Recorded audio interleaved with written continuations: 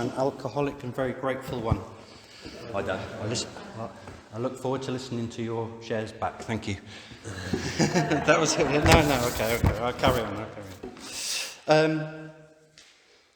Please bear with me on this one, because I usually, being a typical alcoholic, I'd say that I'm very structured and very determined to do things my way, and wanted to.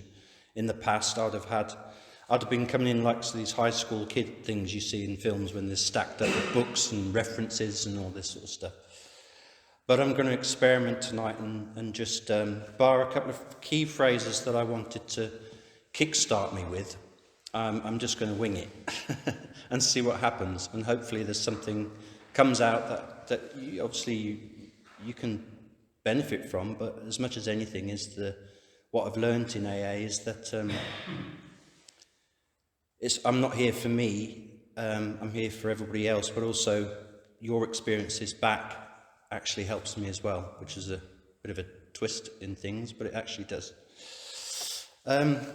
This is a reading from, I've obviously tried to make things very step one based, especially for the newcomers, people that have only been in for a very short period of time.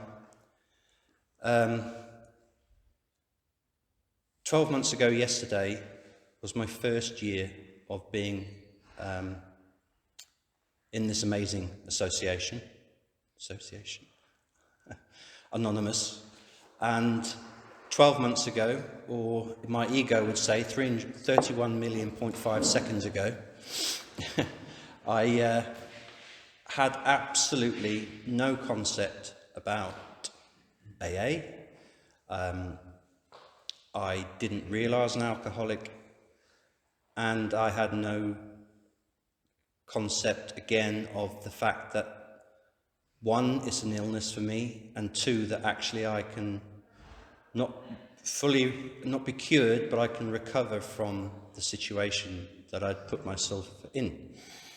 So one of the first parts of the book, for those who potentially are reading or starting to think about the programme, was from quite a big one in the book, is from the doctor's opinion. It's quite funny, in the first edition, he didn't want his name assigned to the bottom of this book when they brought out the big book first, because he thought he was going to get ridiculed, etc. for it. But by the time the sort of fourth edition and that come out, I think it was probably the second actually, the doctor's opinion was recognised so well as being a very important part of it, and even other medics and scientists and stuff thought it was a very good read. He made sure that his name was put into the book to get the recognition for it, which is something I would have probably done. And he writes, men and women drink essentially because they like the effect produced by alcohol. The sensation is so elusive that while they admit it is injurious, they cannot, after a time, differentiate the truth from the false. To them, their alcoholic life seems the only normal one. They are restless, irritable, and discontented.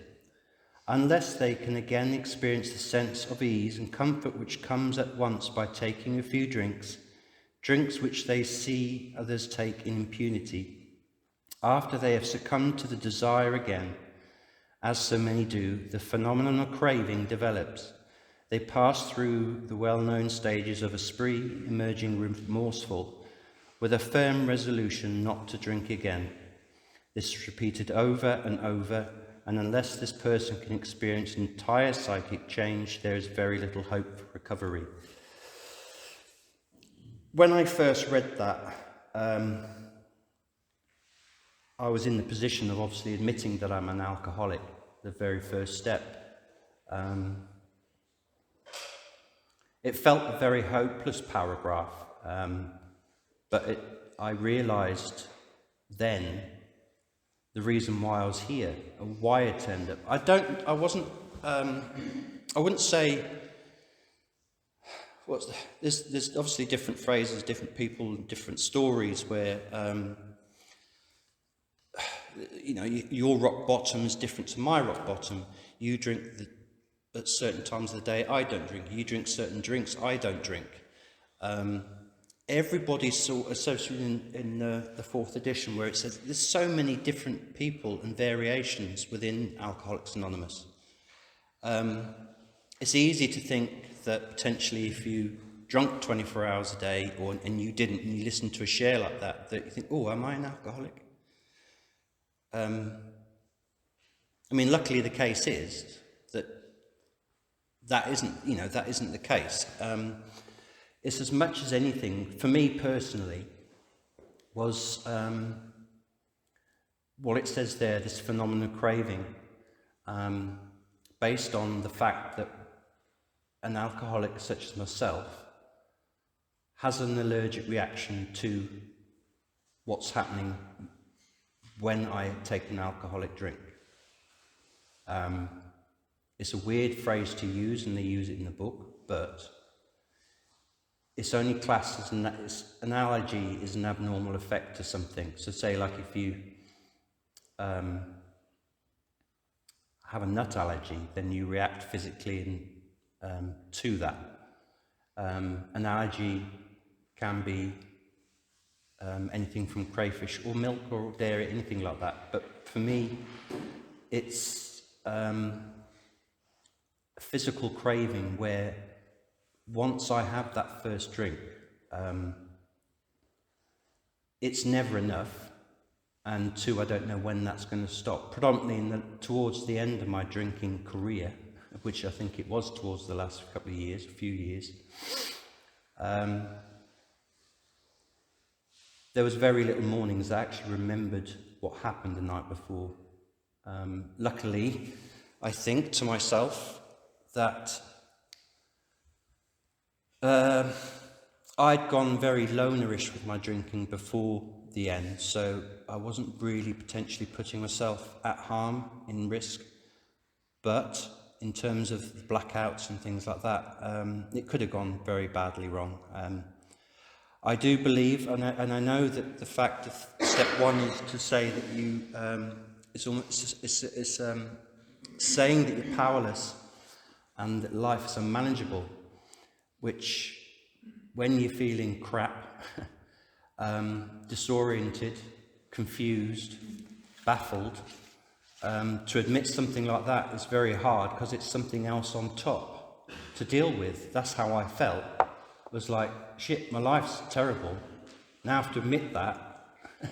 What's next? But in terms of hope, that is merely the start.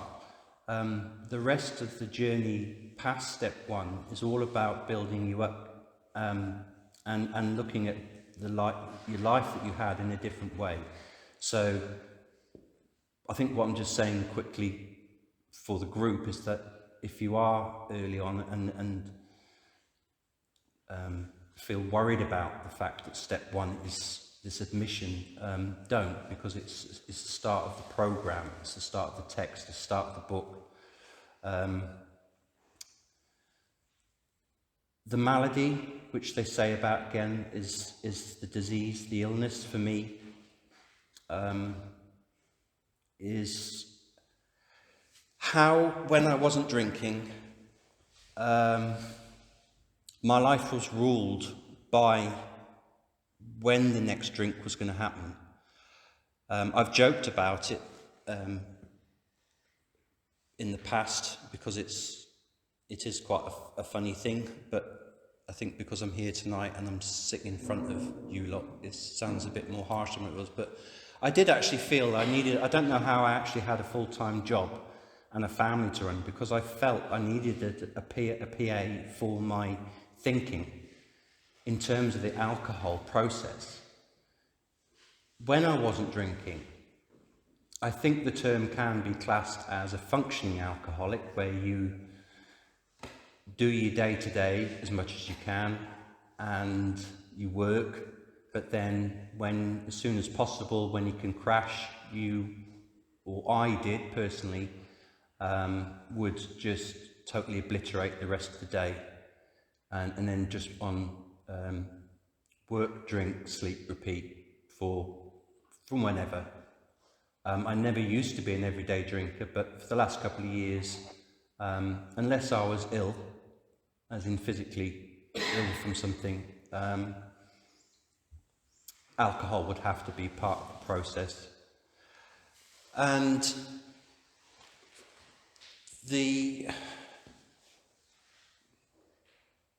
looking back now from being in sobriety for a relatively, it's just, an early period, I suppose. I mean, everything's still an adjustment. I can't believe that it felt normal for me to want to spend I used to wake up in the morning, seriously, probably it must have been still drunk, swearing to myself that I would never do that again. I'm going to have a night off. What was freaky is that within an hour or so, that thought had been washed away. The remorse had gone because my illness had already worked out how I was going to get what I wanted. The mission in terms of timings, different shops that I'd go to, the different shops that I could choose from, so that potentially if I'd gotten a bottle of gin from one store the night before, that same person was on, and I wouldn't feel like they were going to question with their eyes. They didn't talk to me about it, but whether there was some kind of cross-eyed process about, well, didn't you just buy gin last night? So that would have been one of my missions. Am I going to be able to get that? How long can I have that bottle within the vehicle?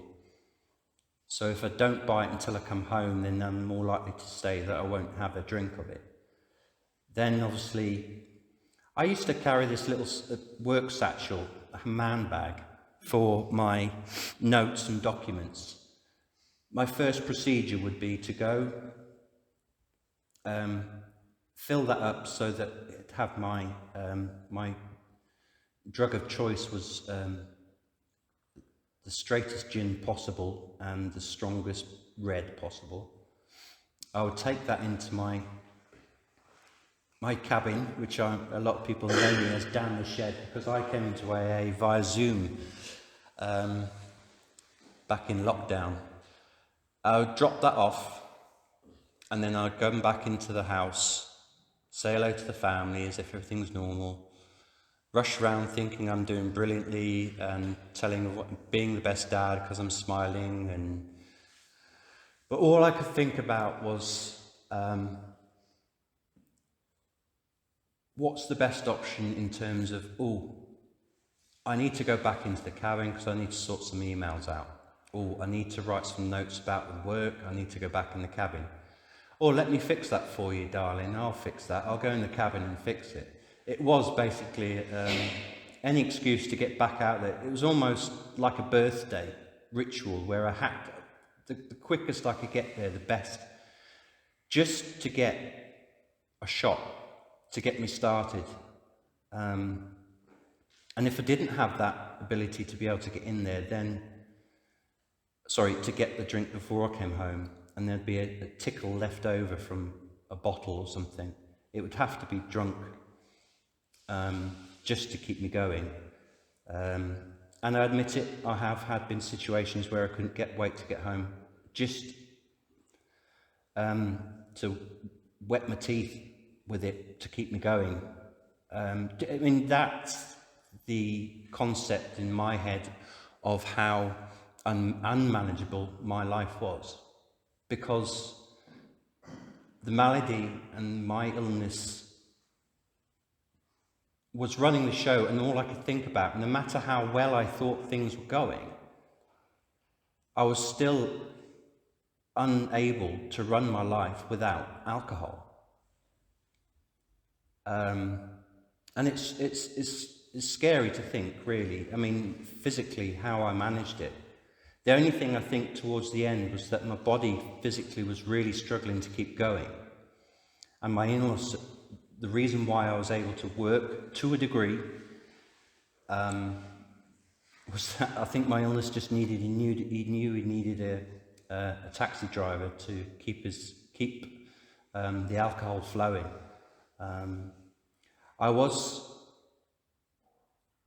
I remember when I first came in, I was very resentful, obviously, I think.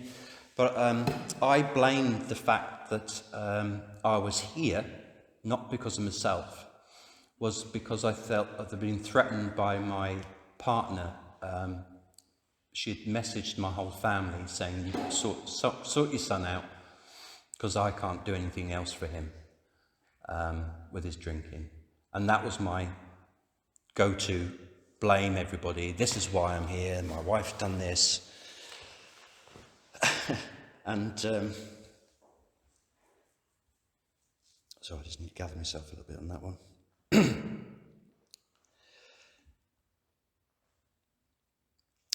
I had gone through many car crashes in terms of the phrase before I slipped my brain into somehow ringing up the number. It wasn't, I've lost hundreds of thousands of pounds over the years and never twigged once it was down to my drinking. I've drunk drive, I've lost deals with work, I've missed phone call, I've missed work. I've had conversation with customers that I didn't know I had in the last year of drinking. They would ring me up the following day asking what I thought on our conversation we had for 10 minutes that I had no recollection about. I would finish a 75 seal of gin. That would be my aperitif to start before I did anything else. And I thought it very normal to drink straight gin with a bit of touch-up of red wine to make it look like I was drinking red wine. The tonic had gone out the window years before because it didn't, all it did was slow the process down.